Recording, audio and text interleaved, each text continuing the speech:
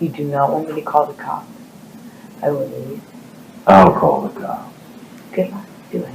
Yeah. Do it right now. Okay. Do it.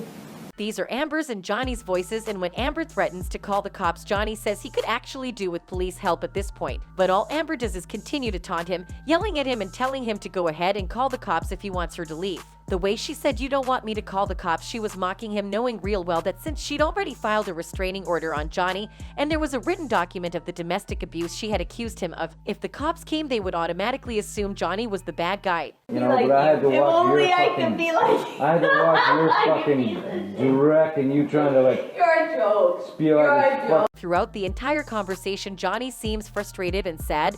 She is taunting him, laughing at him, not allowing him to talk.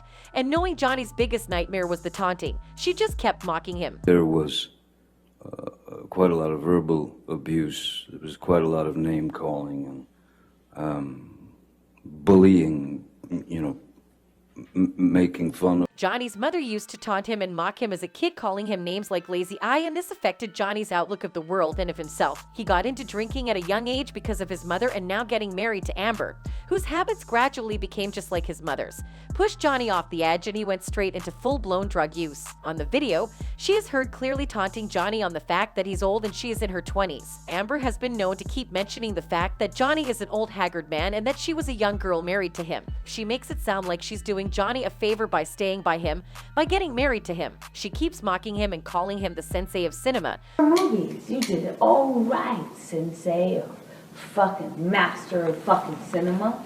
God, if ever I could be so perfect. No, I did what you did, but I did all that shit, thanks for helping me. Which I have to admit is true. Johnny has an amazing discography of film. Anyway, she just seems jealous of that fact and keeps repeating calling him that, asking him to teach her how to be good in movies and how to not make any mistakes in her 20s since Johnny's been around for long enough. That would be, like, embarrassing. If only I was with someone in their 50s that could point that out to me. Imagine, Mike, you're right, when you play a non-sexualized object. Okay. Yeah. Wow. She asks him why she would want to be with an old haggard. I want nothing to You, do. I don't want anything to fucking do with you. You don't want fucking something to do with you. You think I want that fucking old ass fucking piece of shit? Fuck you. You're a fucking joke, man. Then why exactly did she marry him? Did she think her life could be like in the movies where you marry an old man who dies and you inherit his fortune? Well, she should have looked for someone else if that's what she had planned, even though Johnny used drugs and consumed a lot of alcohol. He was nowhere planning to die anytime soon. Bad for you, Amber. No, I did what you did, but I did all that shit, thanks for helping me with my thing that you got me in trouble with. Thanks. Let me take the rap for that. She's the one recording this conversation, trying to get something out of Johnny, but she doesn't even let him speak. If she had wanted to get something out of him, she should at least have given him an opportunity to speak. But each time he goes to speak, she chimes in, laughing or taunting him, and it's really annoying when you listen to it. But Johnny seems so used to it. It's like it's something that has happened so much that he just doesn't have any strength left to deal with it. The sadness in his voice is a clear indication that he knew he had made a mistake with Amber, loving her when he had not known her, not her pretend camera self, but her manipulative and toxic self. During one of Amber's shows, she had mentioned that she was from Texas and that she could use a gun. I grew up, in Texas, riding horses and... Oh, really? Not a big ballet community out there in Texas? No, not so much. Shooting guns, yes, but ballet, no. From this information, we get the fact that Amber is a strong woman, not the weak woman she has been pretending to be in court, crying without shedding any tears. In this audio, we get the chance of hearing her true self, and I have to say it's nothing like the meek, shy and weak girl she has been portraying so far. Here she's a strong woman who clearly has control of the situation and is busy destroying Johnny's self-esteem. She calls him profanities a number of times, sometimes repeating them over and over. This insane shouting woman, this is the real Amber. Am I joking the industry? I don't care. Obviously, I wouldn't be with you. The one thing. Or else I wouldn't be with you. Here she distinctively mentions that she would not have married Johnny if he was not famous. When Johnny asks if he's doing okay in the film industry, Amber answers of course he was.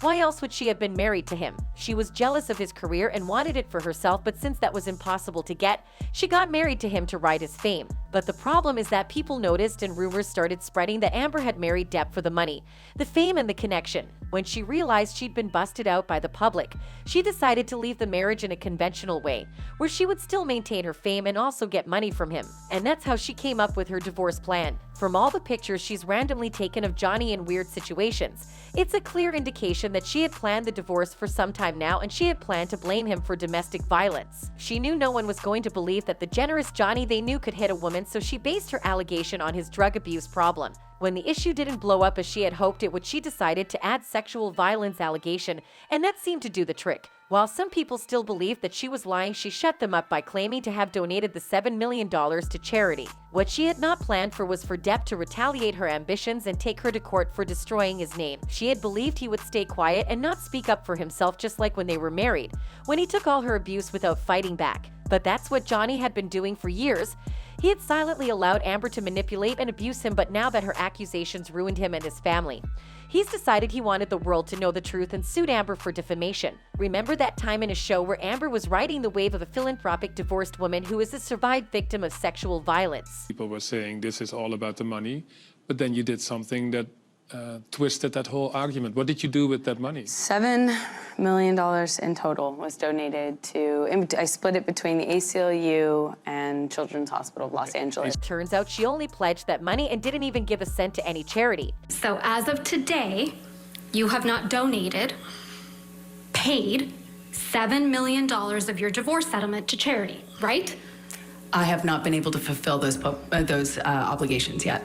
She even had Elon Musk pay off some of that money so that she would be able to personally use some of her divorce money. Apart from all the obscenities she's been hurling left and right in this video. Your movie on your fucking plane, and then you let your fucking wife take all the shit for it. Thanks. Oh, just like the homewrecker shit that you never fucking rectified. Get out of my fucking life. Shit, you're a coward. You're a fucking piece of shit. Don't. And you fucking go suck my fucking dick.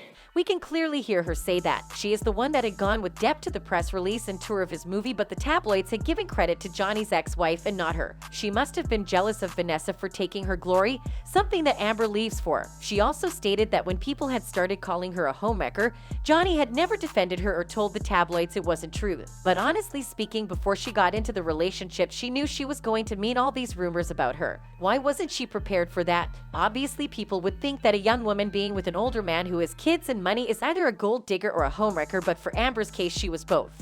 Good idea. Have you somewhere of your journals? You're not a sellout or anything. Let's sell you journals. Oh, wait. Hey, you're not watching. Honestly speaking, this woman sounds insane. She sounds like she's very high on something, or maybe not, because Amber has denied a number of times that she doesn't use drugs and alcohol, so this is just Amber.